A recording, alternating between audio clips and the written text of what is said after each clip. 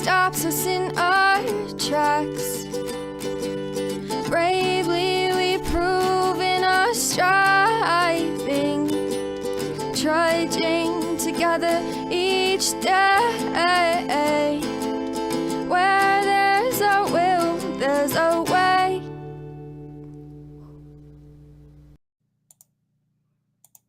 Hello. Did I share it there? I don't even freaking know. Let's just share it there and make sure. We're going to send it over to Take 12 Radio. I have decided that there's one group I'm no longer going to be putting those in. I know, weird. When I see you screwing around in your own group and I see you causing controversy on your own page with bullshit, sorry. Especially when you brag about it. I put that person in their place.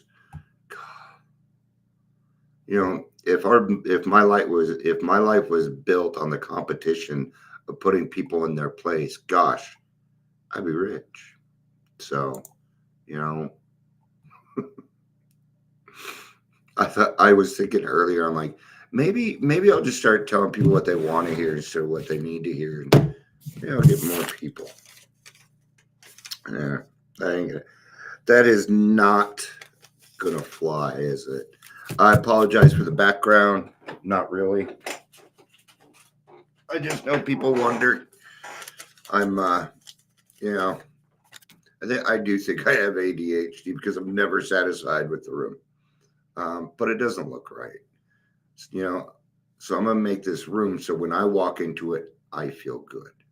I'm like, this is a place where I can be quiet and relax and do what it is that I need to do.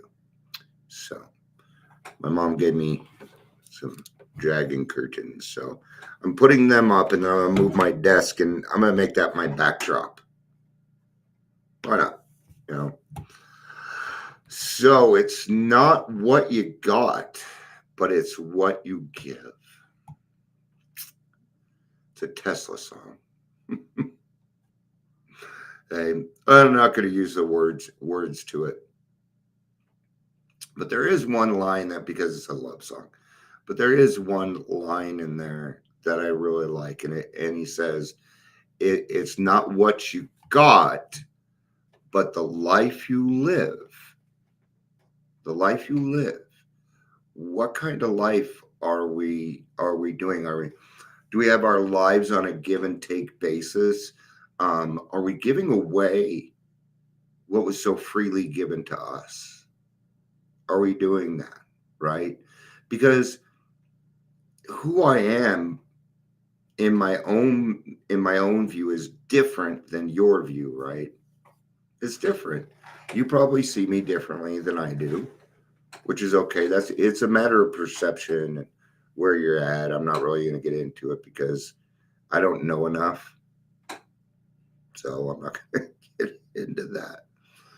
I would like to read from page 130 real quick. And I know that really has to do with it, but I read it earlier and my brain said, you need to read that later. So I'm going to do that.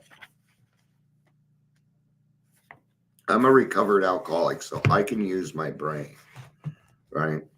There are times, even when I'm talking to somebody, God will tell me something. I was talking to a sponsee earlier, and I can, he's living alone now. His wife has passed, and he's making plans with friends, but he's not getting his work done anyway. But beside that, I can tell that there's some loneliness there. And so I asked him, have you ever thought about maybe getting an animal? And a little too much for like a puppy or something like that. And I told him, why don't you get a cat? You don't have to do much with cats, and they're great companions. Something that's yours. And as soon as I said that, he started smiling from ear to ear, and he told me about this story about this cat, and the story doesn't matter. Okay? What matters is that God told me something and I passed it on. And he's going to do that for you too. Yeah. Don't you get these little epiphanies, these intuitions? Right? I get them. You know? And those things are gifts. Those things are gifts from God. That's God talking directly to us. Speaking of that, I went to the noon meeting and it was about tolerance. And, you know, when we talk about tolerance, why do we always talk about other people? Why don't we ever talk about the tolerance that people provided us? And that's what I brought up is because see, we need to live in the solution. When we're in these meetings, we have got to talk solution. Okay? Because that's what the meeting's about. It's for the newcomer to come there and find solutions. So be somebody that, you know, because when you came in, they told you look for the similarities, not the differences. So try to be similar. Don't make yourself unique in the group. It doesn't need to happen. Okay? We can be unique outside of the groups. But when we come into groups, we are all equal, my friends. We're all on the same footing. We are all standing on the same soil, breathing the same air, in the same room. Okay? So while we're out there, let's provide a little bit for encouragement. Yeah. Encouragement, man. I'm telling you, it works. It works. You know, ask questions. Don't be afraid to ask questions. I know, Kitty, this isn't quite working, is it? He's like, I don't like that, Dad. I can't get out the window. It's already hot in here. All right. I'm going to read from page 130 here. Those of us who have spent much time in the world of spiritual make-believe have eventually seen the childishness of it. So what is the spiritual make-believe that we're talking about here? Can we get a breeze or something going? Can you do that? No? No? Okay. I have to get a fan in here. All right. The dream world. So what is that dream world that we're talking about? Because it does exist, right? Why didn't know this? Okay, but I think I did. I just forgot. But when we're drinking, we don't dream. And dreaming is very, very necessary for emotional and spiritual growth. All right. So that right there is the spiritual make-believe that we were living in. We were literally, at least I was, walking around like a zombie. Right. Hey, that person lasted like 8 minutes. Good job, man. This dream world has been replaced by a greater sense of purpose, accompanied by a growing consciousness of the power of God in our lives. We have come to believe he would like to keep our heads in the clouds with him. Right? Hey, Corey, good to see you. So it says right here, we came to believe he would like us to keep our heads in the clouds with him. That is the pink cloud. Okay? Then it says, but that our feet ought to be firmly planted on the earth. Why? Because this too shall pass, and if you do not, you're going to fall hard. And you may relapse off of it. Okay. Speaking of relapse, I wanted to say real quick, because I keep hearing people in the program say I never relapsed. If you ever made a promise to somebody and didn't follow through, you relapsed.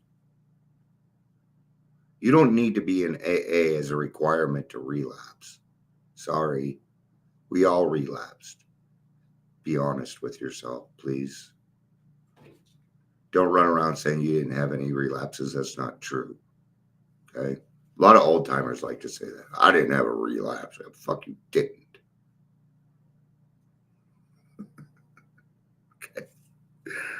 That's where our fellow travelers are. Yeah, they're on Earth. Yes, I know you're enjoying your pink cloud, but I ain't there. I was there 7 years ago. Okay. I don't live in pink. Some people are like, oh, I love the pink cloud. No, you don't get any work done in the pink cloud. All you are is happy, excited, and it can lead to toxic positivity, which is no bueno, my friends. That's why I put toxic in front of it. These are, and that is where our work must be done. The work is not done up in the clouds, my friends. Happiness is not the goal. Okay. Oh, I just want to be happy. Well, that's not really achievable. You can't just be happy. Happiness is a dividend to a job well done, just like gratitude. We have found these are the realities for us. We have found nothing incompatible between a powerful spiritual experience and a life of sane and happy usefulness. Sane and happy. Okay, how do you become sane? Rarely have we seen a person fail who has thoroughly followed our path. You got to do the steps. Step 10 is where we get to use our brains again. I call it the human step. It allows you the right to be wrong. Right? You have the right to be wrong. So then you're wrong. Then you admit it. You make your amends, which better include, I learned my lesson and I will not do that road again, or it's not an amends. If it doesn't include that, don't even bother. Don't even bother. You're just wasting time. Okay? Because the only true amends is change behavior. That's it. There is no other amends. Okay? There are different types of amends on how we do them, but the only amend that actually works is change behavior. Okay? That's the amend we're giving to people. That we're going to change our ways. It's the only thing you got. Except for the financial amends. That's a little different. So, one more suggestion. Whether the family has spiritual convictions or not, they may do well to examine the principles by which the alcoholic member is trying to live. All right. So, when I work with a person, there's a lot of time. There's a lot of times that I get to know their family too. Okay. See, I'm a person with a real answer. Now, maybe my sponsee can't go to the family and say, hey, you gotta give this a try. But I can. I can. I could even do this. Hey, could you give your wife a message for me? Yeah. Could you let her know that we have a program for her too, and you're not the only one on vacation? See, you see what happens is these people deal with us, right? And this is the tolerance. Don't need to say much. This is the tolerance that I was talking about earlier. We have to remember that other people tolerated us a lot of crap. Okay. And that it's our turn. But what I can do is I can implement that. Okay. Because a newer person is going to like try and force it. Well, I found it. You got to do it too. No, don't worry. I'm sorry. They're going to find out and they're going to find out and they're going to find their boundaries in Al-Anon. And an Al-Anon with boundaries can also get a drunk sober. What? Yeah, through the help, through a sponsor and an Al-Anon together. Oh, no. You want to mess with that. Especially when they know what they're doing. I want this open because I need some air. A little too enclosed.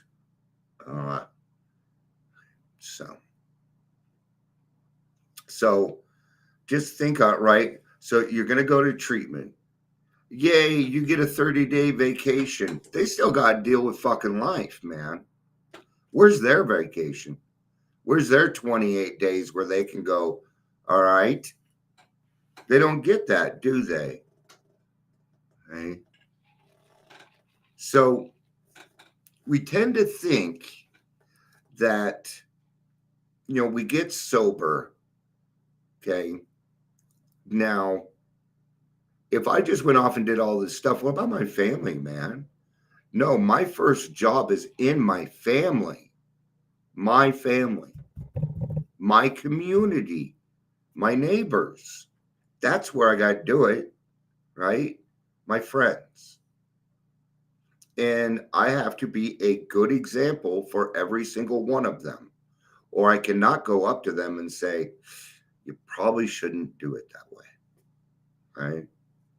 Because isn't that what we're doing for our kids too? Protecting them from the stupid shit that we did. Okay. So it's not about what you think you have, it's about what you're giving away. Because we all know, I know this for fact, you cannot keep it unless you give this away. And you got to give it away every day. That's the daily reprieve. Oh, how do we do that? We go to meetings and we share. We come on here, we share our experience, strength, and hope with somebody else. Give it away. Okay. You don't always have to do that in a meeting. Maybe it's your friend that you're helping out. Okay. But you'll get to a point in this program, if you work hard at it, where eventually people will come to you because you have the right fucking answer now. Okay. And that's a gift that's priceless. There's no money you can put on it. And it's a high better than anything I've ever done in this life. So, all right. That's going to be it for today. Thank you, everybody, for being here. Corey, it was good seeing you. I'm glad to see you around. I love you all. Peace out and have a day.